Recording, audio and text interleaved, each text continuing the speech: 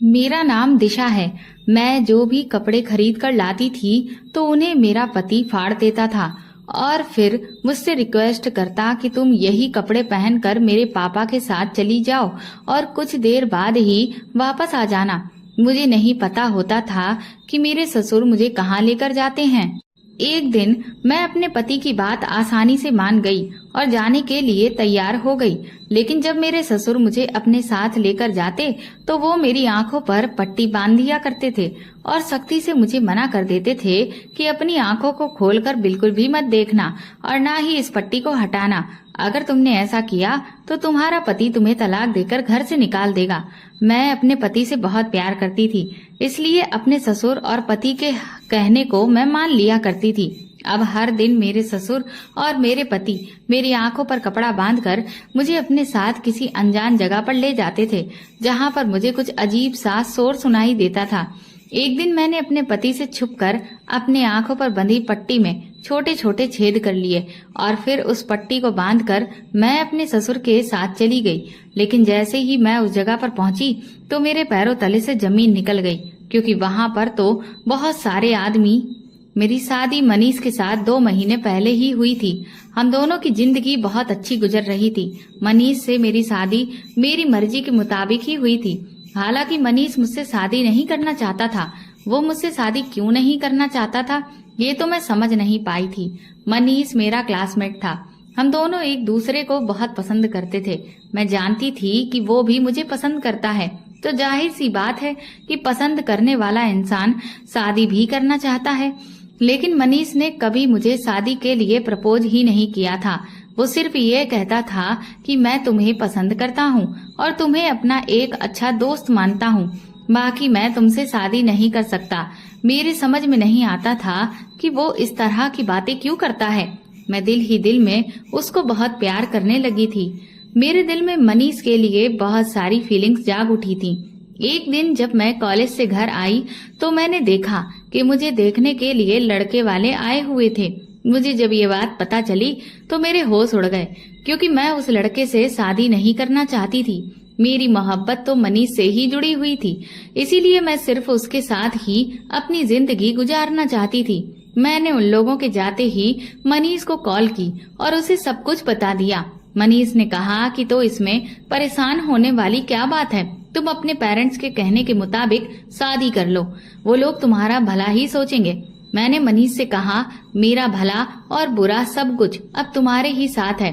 तुम्हें मुझसे शादी करनी है तो बताओ, और अगर नहीं करनी तो मैं अपनी जीवन लीला खत्म कर लूंगी, क्योंकि मैं मनीष की दीवानी हो चुकी थी।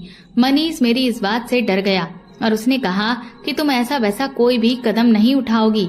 मैं आज ही घर जाकर इस बारे में अपने पापा से बात करता हूँ। मैंने मनीष से कहा कि तुम्हारे पास सिर्फ रात तक का ही टाइम है, क्योंकि मेरे मम्मी पापा को लड़के वालों को भी जवाब देना है और वो लोग जवाब सिर्फ तभी दे पाएंगे जब मैं उनको जवाब दूंगी। इसलिए तुम मुझे जल्द से जल्द जवाब दो कि तुम मुझसे शादी करना चाहते हो या नहीं, और सोच लेना कि मुझे जवाब सिर्फ हाँ में ही चाहिए। अगर तुमने मुझे इनकार किया तो फिर मेरी मौत के जिम्मेदार तुम ही होगे। मेरी बात सुनकर मनीष घबरा गया। उसने कहा, तुम फिक्र मत करो, मैं रात को ही तुम्हें कॉल करता हूँ। मुझे अब रात होने का इंतजार था कि कब मनीष की कॉल आए और मुझे उसका जवाब मिले। मैं भगवान से प्रार्थना कर रही थी कि मनीष का जवाब हाँ में ही हो। मुझे उसकी कॉल का इंतजार करते हुए रात के 12 बज गए, लेकिन अभी तक उसकी कॉल नहीं आई थी, जबकि मनीष का कहना था कि वो 11 बजे तक ही सो जाता है। मुझे तो बहुत घबराहट हो रही थी। हार मानकर फिर मैं 1 बजे के टाइम पर खुद ही उसे कॉल की, क्योंकि मैं उससे बात करने के लिए बेचैन हो रही थी। मेरी पहली कॉल पर ही उसने मेरी कॉल रिसीव कर ली। मैंने उससे कहा कि तुम कहाँ हो, तुमने मुझे कॉल क्यों नहीं किया अभी तक? मैं कितनी देर से तुम्हारी कॉल का इंतजार कर रही हूँ। कॉल पर मनीष की आवाज बहुत ही घबराई हुई लग रही थी। उसने कहा कि मुझे माफ कर दो दिशा, मेरे पापा हम दोनों की शादी के लिए नहीं मान रहे हैं। मैंने कहा, लेकिन तुम्हारे पापा शादी के लिए क्यों नहीं मान रहे हैं? मुझ में क्या प्रॉब्लम है? मैं अच्छी खासी खूबसूरत हूँ। मनीष कहने लगा, बस ऐसे ही नहीं मान रहे हैं। मेरे दिमाग पर तो उस वक्त मोहब्बत का जुनून सवार था। इसलिए मैंने गुस्से में आकर मनीष की कॉल काट दी और उसे कहा कि अब तुम देखो कि मैं क्या करती हूँ। मैंने मनीष की खातिर अपने हाथ की नस काट ली थी। अगले दिन जब मुझे होश आया तो मैं अस्पताल में थी। मनीष को कब और कैसे पता चला मेरे बारे में ये मुझे कुछ भी नहीं पता था। जब मेरी आंख खुली और मैं होश में आई तो मैंने अपने सामने मनीष और उसके पापा को देखा था। मेरे घर वालों ने मुझे इस बात पर बहुत डांट लगाई थी कि एक बार मैं उनको ये सब कुछ बता देती तो शायद मुझे इस सब से नहीं गुजरना पड़ता। फिर मनीष के पापा मेरे घर रिश्ता लेकर आ गए थे और मैं अपने प्लान में कामयाब हो गई थी। खुशी खुशी दोनों परिवारों ने मिलकर मेरी शादी जैसे तैसे मनीष के साथ में कर दी थी। मेरी शादी को अभी मनीष के साथ 1 ही महीना गुजरा था कि मौसम ने करवट ले ली थी। अचानक इस कदर गर्मी पड़ने लगी कि सबने ही अपने गर्मियों वाले कपड़े निकाल लिए। मेरी ससुराल में मेरी 2 नंदे और ससुर थे। मेरे माता पिता गरीब लोग थे। उन्होंने मेरी शादी सिर्फ नॉर्मल तरीके से ही की थी और मुझे नॉर्मल ही सारा सामान दिया था। मनीष भी इसी तरह की फैमिली से बिलोंग करता था। उसकी भी सिर्फ मामूली सी ही सैलरी थी। हम दोनों की शादी से उसके पापा ने किस लिए इनकार किया था इस बात का मुझे कभी पता नहीं चल सका था और ना ही मैंने दोबारा मनीष से इस बारे में पूछने की कोशिश की थी। मेरे पति का घर बस छोटा सा ही था और वो अपने घर में अकेला ही कमाने वाला था। उसके ऊपर अपने पिता और दोनों बहनों की जिम्मेदारी थी। अब तो उसके ऊपर मेरी जिम्मेदारी भी आ गई थी। मेरी बड़ी नंद का तो रिश्ता भी लगा हुआ था और इसकी एंगेजमेंट भी हो चुकी थी। अगले 1 साल बाद उसकी शादी है। शायद इसीलिए उसका बिहेवियर मेरे साथ नॉर्मल नंदों के जैसा नहीं था। वो मेरे साथ बहुत अच्छे से रहती थी और मेरी बहुत इज्जत करने वाली लड़की थी। मेरी उससे बहुत अच्छी दोस्ती हो गई थी, मगर मैं मनीष की जगह तो उसे नहीं दे सकती थी ना, क्योंकि मेरे पति ने मुझे शॉपिंग करने के लिए थोड़े से पैसे दिए थे और कहा था कि तुम मेरी बहन के साथ चली जाना। लेकिन मैं मनीष से जिद करने लगी कि तुम ही मुझे मार्केट लेकर चलो, मुझे तुम्हारे साथ ही शॉपिंग पर जाना है। वो मेरी बात पर हंसने लगे और बोले कि तुम बात को समझने की कोशिश करो, मुझे लड़कियों के कपड़ों के बारे में ज्यादा कुछ नहीं पता है। तुमने अगर मुझसे वहाँ पर एडवाइस मांग ली तो फिर मैं क्या करूँगा। तुम शालिनी को अपने साथ ले जाओ, उसकी चॉइस बहुत अच्छी है। वैसे भी उसके साथ तुम्हारी अच्छी दोस्ती हो गई है। बात तो मनीष की भी बिल्कुल ठीक थी, इसलिए फिर मैं उनकी बात मान गई।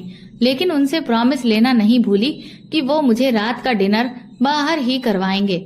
मेरी इस बात पर मनीष राजी हो गए थे, लेकिन उनके चेहरे पर मुझे कुछ परेशानियां नजर आ रही थीं। मैंने उनकी परेशानी की वजह नहीं पूछी थी, क्योंकि मुझे मार्केट जाना था।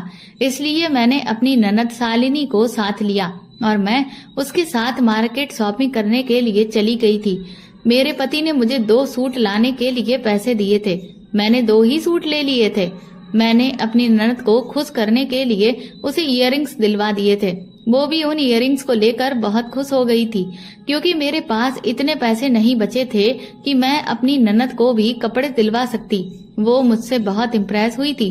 वो कहने लगी, भाभी आप तो दुनिया की सबसे बेस्ट भाभी हो। मैं उसकी बात सुनकर खुश हो गई थी। मैं चाहती थी कि मैं अपने ससुराल में जल्दी ही अपनी जगह बना लूं। मेरा पति पढ़ा लिखा और बहुत ही स्मार्ट था। उसकी इसी स्मार्टनेस पर ही तो मैं फिदा हो गई थी। उसकी आदत भी बहुत अच्छी थी। वो मुझसे बहुत प्यार करता था। मैं चाहती थी कि मैं मनीष से इतना प्यार करूं कि उसे मेरे बिना रहने की आदत ही ना हो। जब मैं घर आई और खुशी खुशी मैंने अपने कपड़े अपने पति को दिखाए तो उन्हें वो बहुत पसंद आए थे। अपने पति को देखकर मुझे ऐसा लगा जैसे मेरी सारी मेहनत वसूल हो गई है। मेरे पति कमरे में आ गए थे। मैं भी उनके पीछे पीछे ही कमरे में आ गई। फिर मैंने उन कपड़ों में से एक सूट निकालकर पहन लिया और मैं अच्छे से तैयार हो गई। मैंने अपने पति से कहा कि चलो चलते हैं। मेरा पति मुझे देखकर हैरान हो गया और कहने लगा कि कहाँ चलना है। मैंने कहा, क्या आप अपना वादा भूल गए हो? हम दोनों को रात का डिनर घर के बाहर ही तो करना था। आपने मुझसे वादा किया था ना। मेरे पति ने कहा, अरे अच्छा, मुझे याद आ गया। चलो ठीक है, आधे घंटे में चलते हैं। मैं अभी बाहर से होकर आता हूँ। मेरे पति न जाने आधे घंटे का कहकर कहाँ चले गए थे। मैं उनका काफी देर तक इंतजार करती रही। वो आधा घंटा नहीं बल्कि पूरे 2.5 घंटे के बाद घर आए थे। अभी ज्यादा टाइम नहीं हुआ था, रात के 9 बजे थे। उसके बाद हम दोनों मिलकर एक अच्छे से रेस्टोरेंट में खाना खाने चले गए। वहां पर हमने खाना खाने के बाद आइसक्रीम भी खाई और खूब एंजॉय किया। मेरा पति गरीब जरूर था, लेकिन मेरी हर ख्वाहिश को पूरा करता था। रात को 12 बजने से पहले हम लोग घर आ गए थे।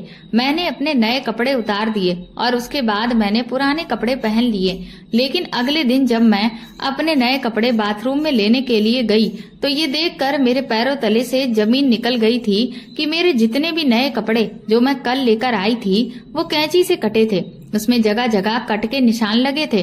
मेरी तो उन कपड़ों को देखकर आंखें फटी की फटी रह गईं। फिर मैंने अपने दूसरे वाला सूट देखा तो वो भी इसी तरह से कटा था। मैंने अपने पति से कहा कि अगर आपको मेरे कपड़े पसंद नहीं आए थे तो आप मुझे बता देते, मैं कपड़े चेंज कर लाती। लेकिन आपको कपड़ों की इस तरह की हालत करने की जरूरत क्या थी? मैं तो यही समझ रही थी कि मनीष को मेरे कपड़े पसंद नहीं आए, तभी तो उन्होंने कपड़ों के साथ ये सुलूक किया है। अलमारी में मेरे बाकी के कपड़े भी पड़े हुए थे, वो सारे भी कहीं न कहीं से कटे हुए थे। अब मेरे पास पहनने के लिए सिर्फ वही सूट था जो मैंने पहना हुआ था। सारे ही कपड़े कहीं न कहीं से कटे थे। मुझे अपने पति का ये सब कुछ करना बिल्कुल पसंद नहीं आया। मैं तो अपना सर पकड़कर बैठ गई और रोने लगी थी कि अब मैं क्या करूं। मेरे पास तो पहनने के लिए कपड़े ही नहीं बचे। मेरे पति खामोश खड़े हुए थे, वो तो कुछ कह ही नहीं रहे थे। मैं फौरन अपने ससुर के कमरे में चली गई और उनको अपने कपड़े दिखाने लगी। मेरे ससुर ने कहा कि तुम्हारे कपड़ों की ये हालत मैंने की है। मैं अपने ससुर की ये बात सुनकर चौंक गई। उन्होंने कहा कि रात को यही वाले कपड़े पहनकर तैयार हो जाना, हमें एक जगह पर जाना है। मेरी ये बात समझ नहीं आ रही थी। मैंने कहा कि मैं ये कपड़े पहनकर कहाँ जाऊंगी, ये कपड़े तो पहनने के लायक ही नहीं हैं।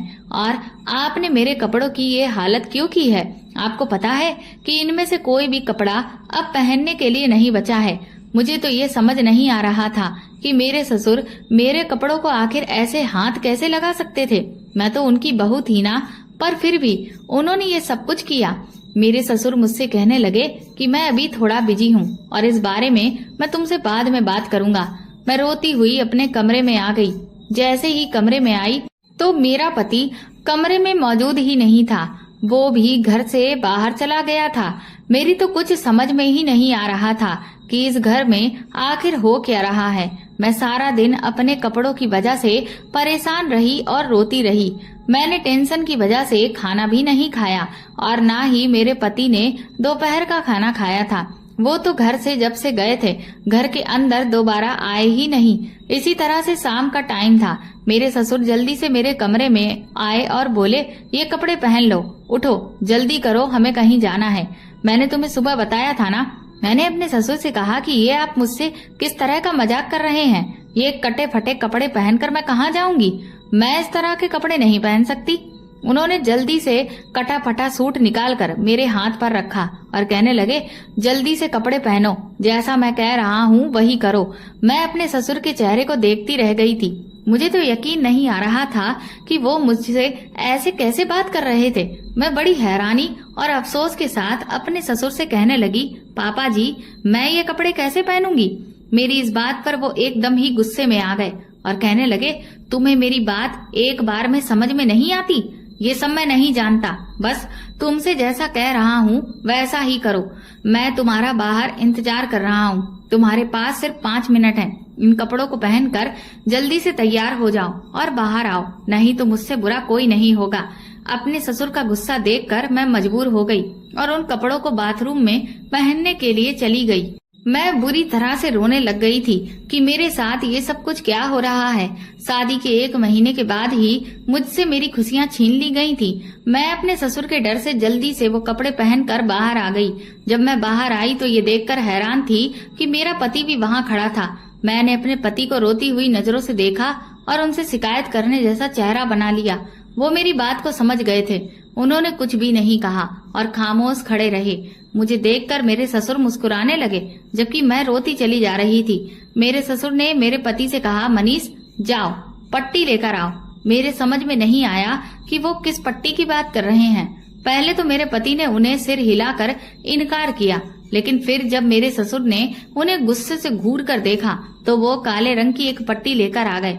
मेरे ससुर ने मुझे देखकर कहा, ऐसे नहीं रोते हैं बेटा, ये आंसू पोंछ लो और अपने चेहरे पर मुस्कुराहट लेकर आओ। मैंने खुद को बड़ी मुश्किल से संभाला था। मैं मुस्कुराने लगी तो मेरे ससुर ने मेरे सर पर हाथ रखकर मुझसे कहा, आओ मेरे साथ चलो।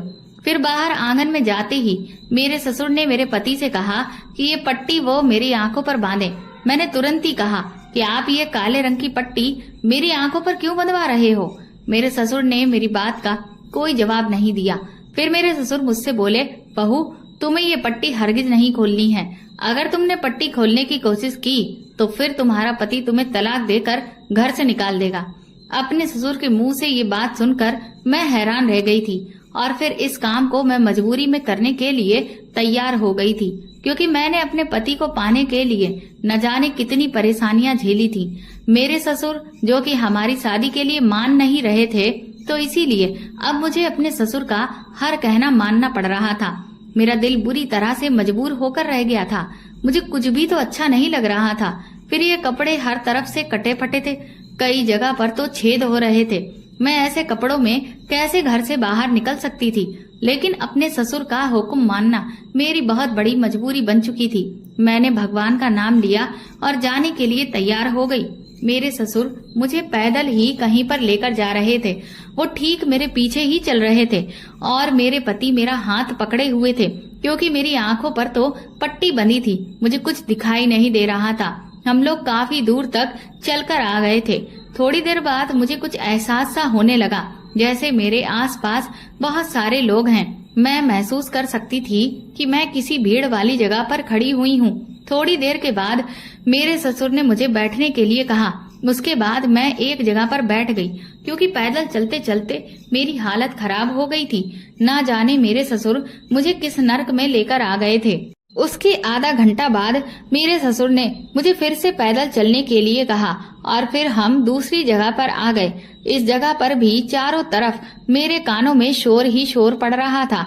इस वाली जगह पर तो इतना शोर था कि चारों तरफ से मुझे गाड़ियों की आवाज भी आ रही थी और मैंने अपने कानों पर हाथ रख लिए थे।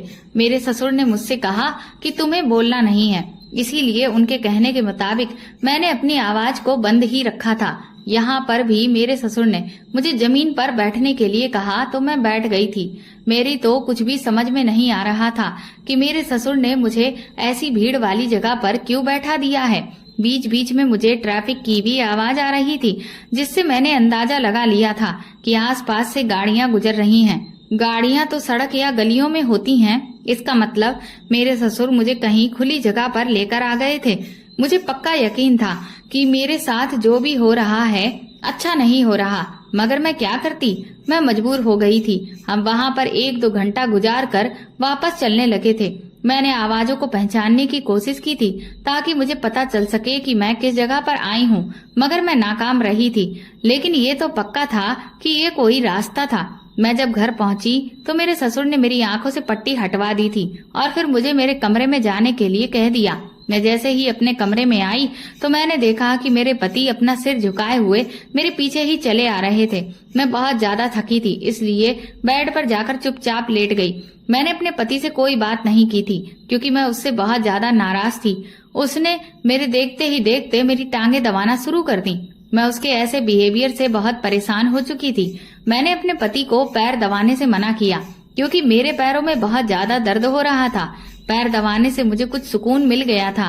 मेरे पति ने देखा कि मैं उनसे बात नहीं कर रही हूँ तो वो कहने लगे, दिशा आज जो कुछ भी हुआ है उसके लिए मैं बहुत शर्मिंदा हूँ। कल मैं तुम्हें शॉपिंग पर ले चलूंगा, तुम अपनी मर्जी के मुताबिक कपड़े खरीद लेना।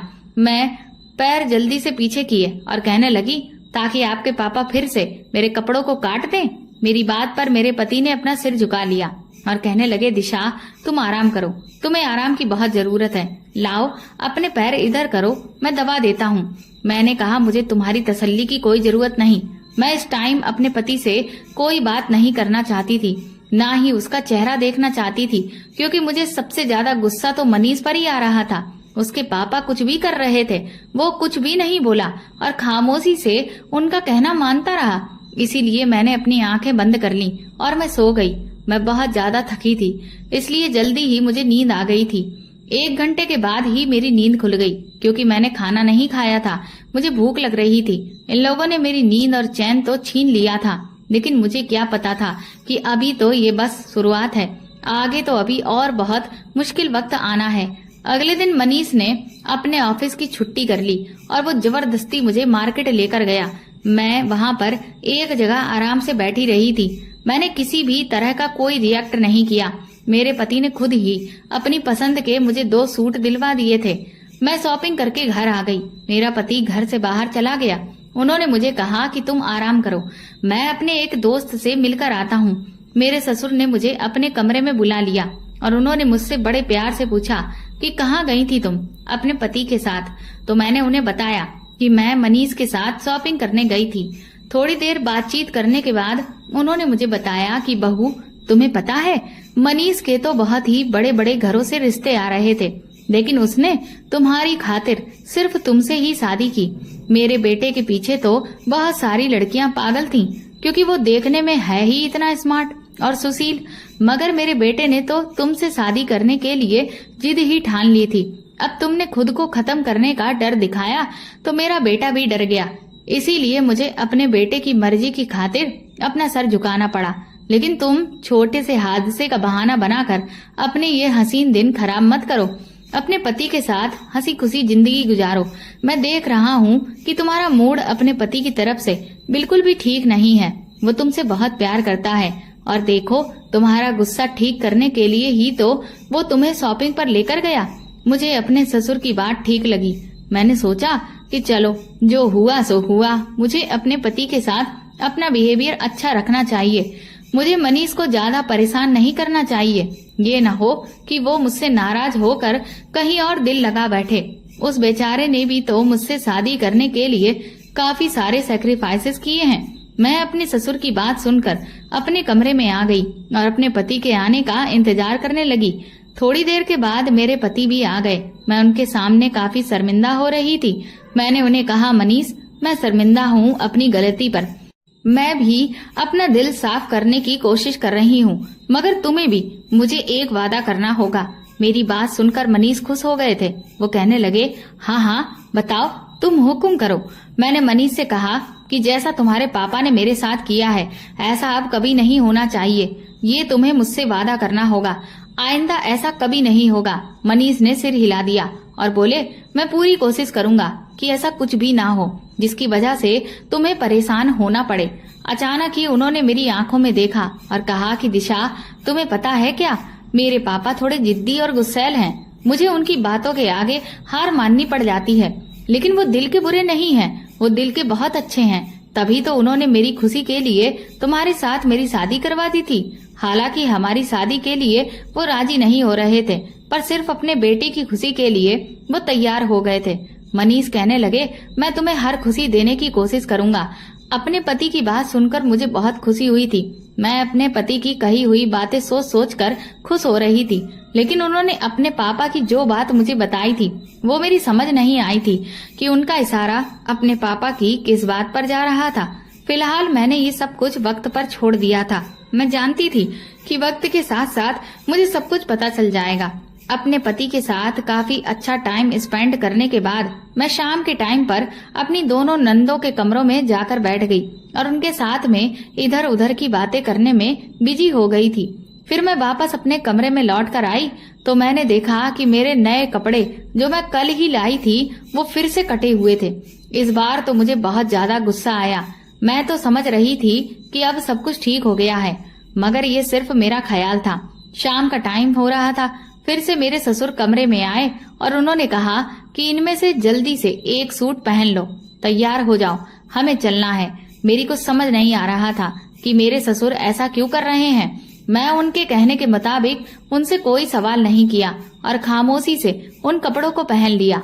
मेरे ससुर मुस्कुरा दिए। फिर उन्होंने मेरी आंखों पर वो काले रंग की पट्टी मुझे खुद बांधने को कहा और मुझसे बोले कि जिस दिन भी तुमने इस पट्टी को खोलने की कोशिश की, मैं तुम्हें अपने बेटे से तलाक दिलवा दूंगा। तुम जानती हो ना कि मेरा बेटा मेरा कितना कहना मानता है। मैं अपने ससुर की ये बात सुनकर शॉक्ड रह गई थी, इसलिए मैं खामोश ही रही। मेरे ससुर मुझे वो पट्टी बांधने का कहकर कमरे से चले गए और मुझसे बोल कर गए कि बाहर आकर तुम्हें मेरे साथ चलना है। मेरे पति उस टाइम घर में मौजूद नहीं थे। मेरे ससुर ने मुझे अपने आगे आगे चलने को कहा और वो मुझे रास्ता बता रहे थे, और इधर मेरी ननद को आवाज लगाकर कहा कि वो दरवाजा बंद कर ले। मैं खामोश ही रही थी, क्योंकि मैं जानती थी कि मेरे कुछ भी कहने का अब कोई फायदा नहीं होने वाला। हम दोनों ससुर बहू आज फिर से पैदल चल रहे थे। कल भी पैदल चल रहे थे, इसीलिए आज मेरे पैरों में अभी से ही दर्द होना शुरू हो गया। मैं अपने ससुर के बताने के मुताबिक धीरे धीरे चल रही थी और अपने बहते हुए आंसुओं को साफ कर रही थी। अब मुझे एहसास होने लगा कि मैंने मनीष से शादी करके बहुत बड़ी गलती की है। हालांकि मेरे पेरेंट्स मेरी शादी कहीं और करवा रहे थे। अब जबकि ये शादी मैंने अपनी जिद और अपनी मर्जी के मुताबिक की थी, इसीलिए मुझे शादी को जैसे तैसे निभाना ही था। मुझे अपनी मम्मी की कही हुई वो बात याद आ गई, जिस पर उन्होंने मेरी शादी के टाइम कहा था कि दिशा, तुम इस लड़के से शादी तो कर रही हो और ये शादी हम तुम्हारी जिद की वजह से करवा रहे हैं, वरना जो रिश्ता हमने तुम्हारा ठुकराया है वो लड़का बहुत ही अमीर और अच्छी फैमिली से बिलोंग करता है। तुम वहाँ पर बहुत खुश रहती, लेकिन यहाँ शादी करने की तुम्हारी अपनी मर्जी है, इसीलिए तुम्हें अपनी लव मैरिज को बसाकर ही रखना होगा, क्योंकि 90% लव मैरिज सक्सेसफुल नहीं होती हैं। अपनी मम्मी की बात पर मैंने उनको जवाब दिया था कि मनीष मुझे बहुत प्यार करता है और मैं आपसे इस बात की शर्त लगा सकती हूँ कि मेरी शादी की बात मेरी जिंदगी अरेंज मैरिज कपल से भी ज्यादा अच्छी गुजरेगी। मेरे पेरेंट्स जब मेरी और मनीष की शादी के लिए मेरे खुद को खत्म करने वाले तरीके से मान गए, और तो और मनीष के पापा भी मान गए, तब मुझे लगा कि बैठे बिठाए मेरे भाग्य खुल गए हैं। लेकिन मुझे क्या पता था कि मेरे भाग्य खुलेंगे नहीं, बल्कि मेरी आने वाली जिंदगी इस तरह से खराब हो जाएगी। मुझे पछतावा होने लगा था कि मुझे अपने पेरेंट्स के कहने पर जहां वो मेरी शादी कर रहे थे वहीं पर कर लेनी चाहिए थी, लेकिन मेरे भाग्य में शायद यही सब होना लिखा हुआ था। हम फिर कल की तरह इस जगह पर पहुंच चुके थे जहां पर शोर ही शोर था और खूब गाड़ियों की आवाजें आ रही थी। 2-3 घंटे इसी तरह से हमें इधर उधर टहलते हुए हो गए। कहीं पर मेरे ससुर मुझे कहते कि बैठ जाओ, कहीं पर कहते कि उठकर खड़ी हो जाओ, कहीं कहते कि बोलना बिल्कुल भी मत, बस खामोशी से जैसा मैं कहता हूँ वैसा ही करती रहो। 2-3 घंटे इसी तरह से गुजर जाने के बाद फिर हम अपने घर को वापस आ गए। घर आते ही मेरे पति मेरे पैर दबाने लगे, मगर मुझे सुकून नहीं मिल रहा था। मनीष शर्मिंदा होकर मुझसे बातचीत करने की कोशिश कर रहे थे। मैंने सोचा न जाने ये कब तक मेरे साथ होता रहेगा। मैंने अपने पति से भी पूछा था कि तुम्हारे पापा मेरे साथ ऐसा क्यों कर रहे हैं, लेकिन वो तो हर बात पर खामोश ही रहते थे। इसलिए मैंने सोच लिया था कि मुझे अब सच्चाई का पता खुद ही लगाना होगा। सारी रात मैं प्लानिंग करती रही। सुबह फिर से मेरे पति ने मुझसे कहा कि मैं तुम्हें शॉपिंग पर लेकर चलता हूँ। मैंने आज शॉपिंग करने के लिए अपने पति से इनकार कर दिया था।